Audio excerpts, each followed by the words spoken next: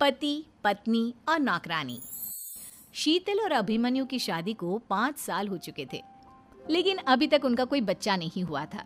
इसकी वजह से शीतल और अभिमन्यु परेशान रहते थे, लेकिन उन दोनों से ज्यादा परेशान थी शीतल की सास, यानी अभिमन्यु की माँ जानकी देवी। जानकी देवी चाहती थी कि जल्दी से जल्दी उनकी गोद में पोता या पोती आ जाए, और इसीलिए वो अपनी बहू शीतल को लेकर एक दिन हॉस्पिटल पहुंची। डॉक्टर मैडम, जरा ठीक से चेक करके बताइए ना। कई बड़े बड़े डॉक्टर को दिखाया है, लेकिन मेरी बहू माँ ही नहीं बन पाती। मैंने शीतल को बहुत अच्छे से चेकअप किया है। देखिए, बात यह है कि शीतल के अंदर माँ बनने की कैपेसिटी नहीं है। ये आप क्या कह रही हैं डॉक्टर साहब? कोई तो इलाज होगा ना, कोई दवाई दे दीजिए। देखिए, कुछ प्रॉब्लम ऐसी होती है जिनका कोई ट्रीटमेंट नहीं होता। आई एम सॉरी टू से, लेकिन शीतल कभी माँ नहीं बन सकती, क्योंकि उसके यूट्रस में अंदर से ही कुछ प्रॉब्लम है। घर आने के बाद क्या हुआ माँ? कहाँ लेकर गई थी आप शीतल को? अरे कहाँ लेकर जाती, डॉक्टर मैडम के पास ले गई थी, लेकिन तेरी बीवी तो कभी माँ बन ही नहीं सकती। मम्मी जी, इसमें मेरी क्या गलती? अगर अंदर से कोई प्रॉब्लम है तो उसमें मैं भी कुछ नहीं कर सकती। जानती हूँ, ये बात डॉक्टर के मुंह से सुन चुकी हूँ। अब दोबारा मेरे सामने इस बात का गाना मत गा। अरे माँ, परेशान होने की जरूरत नहीं है, हम सोचते हैं ना कुछ। अरे क्या सोचेगा तू? जब डॉक्टर कह चुका है कि तेरी बीवी माँ नहीं बन सकती, तो बता क्या सोचेगा तू? कहाँ से लाएगा बच्चा? माँ, ये तो मैं भी नहीं जानता। अभिमन्यु, क्यों ना हम अनाथ आश्रम से एक बच्चा गोद ले आए? क्या फर्क पड़ता है बच्चा हमारा हो या गोद लिया हुआ? हाय, बड़ी बातें बनाने वाली। क्या फर्क पड़ता है? अरे क्यों फर्क नहीं पड़ता? मुझे इस वंश को आगे बढ़ाने के लिए मेरे बेटे का खून चाहिए, किसी दूसरे का नहीं। लेकिन माँ, आप जानती हैं कि ये अब पॉसिबल नहीं है। मैं कुछ नहीं जानती। मैं किसी पराये की औलाद को इस घर में अपना पोता या पोती बन के बढ़ता हुआ नहीं देख सकती। मेरा वंश मेरे बेटे के खून से ही आगे बढ़ेगा। लेकिन मम्मी जी, ऐसा कैसे हो पाएगा? आप अच्छी तरह जानती है ना, मेरा और अभिमन्यु का बच्चा नहीं हो सकता।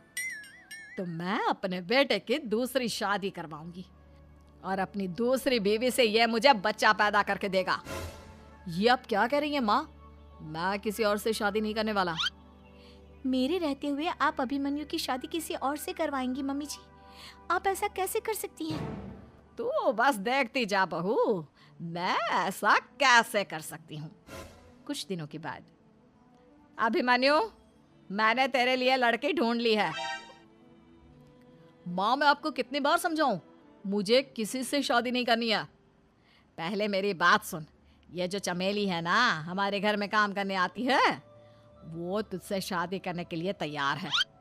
मम्मी जी, आप अभिमन्यु की शादी एक नौकरानी के साथ करवाएंगी? वो इसलिए क्योंकि चमेली दिखने में बहुत खूबसूरत है, बच्चा भी सुंदर ही होगा।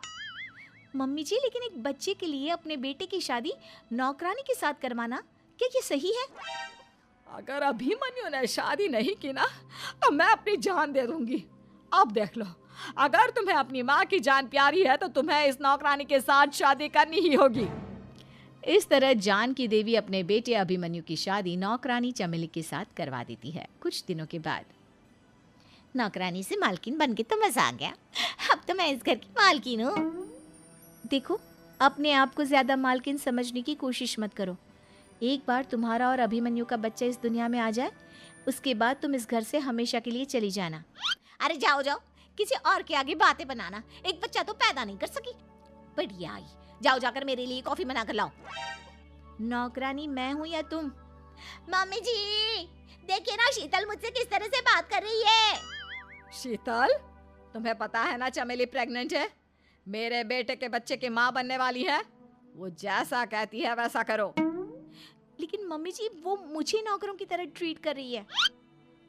अरे तो करेगी ना, वैसे भी बहू तुम हो किस काम की? एक बच्चा तो पैदा नहीं कर सकती। जाओ, अब घर के सारे काम करो और चमेली को आराम करने दो। थैंक यू मम्मी जी, भगवान आपका भला करे। आप नहीं होती तो मैं नौकरानी से महारानी कैसे बनती? देखो, तुम्हें जो चाहिए सब मिलेगा। खूब खाओ पियो, मजे की जिंदगी जियो, लेकिन बस मुझे एक बच्चा पैदा करके दे दो। कुछ दिनों के बाद, मम्मी, बच्चे के लिए आपने मेरी शादी चमेली के साथ करवा तो दी, लेकिन दिन और रात का चैन मिट गया है। सारा दिन शीतल और चमेली की बहस चलती रहती है। अब शीतल को इस घर में रखने से क्या होगा? मैं तो कहती हूँ उसे घर से निकाल दो, है भी किस काम की। मैं ऐसा नहीं कर सकता माँ, वो मेरी पत्नी है, उससे बहुत प्यार करता हूँ मैं। तुम्हारी पत्नी चमेली है, चमेली, उससे प्यार करो। अरे तुम्हारे बच्चे को जन्म देने वाली है वो। अभिमन्यु, मैं खुद ही इस घर से चली जाती हूँ। वैसे भी अपने ही घर में नौकरों की तरह रहकर परेशान हो चुकी हूँ।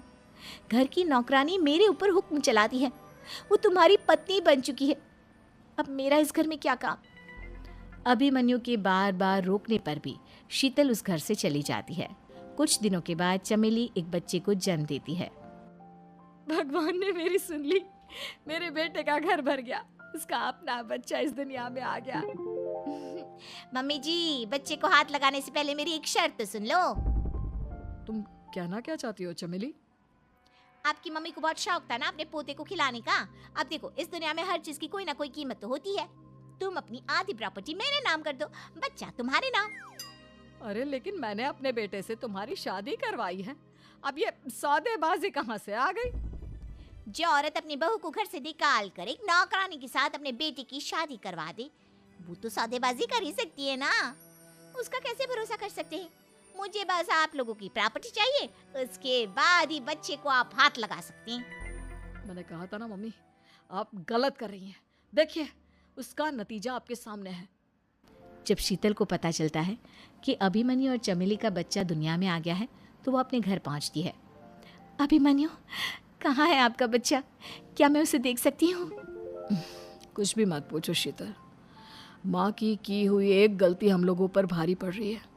वो नौकरानी अपनी औकात पर आ गई है और अब हमसे अपनी आधी प्रॉपर्टी मांग रही है, वो भी बच्चे के बदले में। एक बात कहूँ अभिमन्यु, आप उससे कुछ भी देने से मना कर दो। अरे कैसी बात कर रही हो? मेरे बेटे की औलाद है उसके पास, ऐसे कैसे मना कर दे? मम्मी जी, वो अभिमन्यु का बच्चा नहीं है, वो चमेली और उसके बॉयफ्रेंड का बच्चा है। ये तुम क्या कह रही हो शीतल? ये देखिए वीडियो। चमेली और उसका बॉयफ्रेंड आपस में बातें कर रहे हैं कि उन दोनों ने मिलकर आपको बेवकूफ़ बनाया है और अब इस बच्चे के बदले आपसे प्रॉपर्टी भी हड़प लेंगे। हे भगवान, ये मुझसे क्या हो गया? ना तो बच्चा मिला और अपने बेटे की नौकरानी के साथ शादी करवा दी सो अलग। अब क्या होगा? मुझे माफ कर दो शीतल, मेरी वजह से तुम्हें बहुत तकलीफ हुई है। अभिमन्यु, मैंने कहा ना, उस नौकरानी को उसके बच्चे सहित इस घर से बाहर निकाल दो। लगता है मेरे अभिमन्यु का बाप बनने का सपना अधूरा ही रह जाएगा। अभिमन्यु, अपनी मम्मी से कहो कि परेशान ना हो। आपको याद है एक बार हम एक IVF सेंटर गए थे, मैंने फिर से वहाँ जाकर बात की थी और आपको पता है इस बार मैं प्रेग्नेंट हूँ, क्योंकि हमने वहाँ पर प्रोसीजर करवाया था जिसकी वजह से मैं प्रेग्नेंट हो गई थी और इस बात का पता मुझे बस कुछ महीने पहले ही लगा है। हमारा बच्चा इस दुनिया में आने वाला है अभिमन्यु। मुझे माफ कर दो शीतल बहू, मुझसे बहुत बड़ी गलती हो गई। कोई बात नहीं माँ, लेकिन अब हमें उस धोखेबाज नौकरानी को इस घर से बाहर निकालना है और इस घर की मालकिन को वापस घर लाना है, वो भी अपने बच्चे के साथ।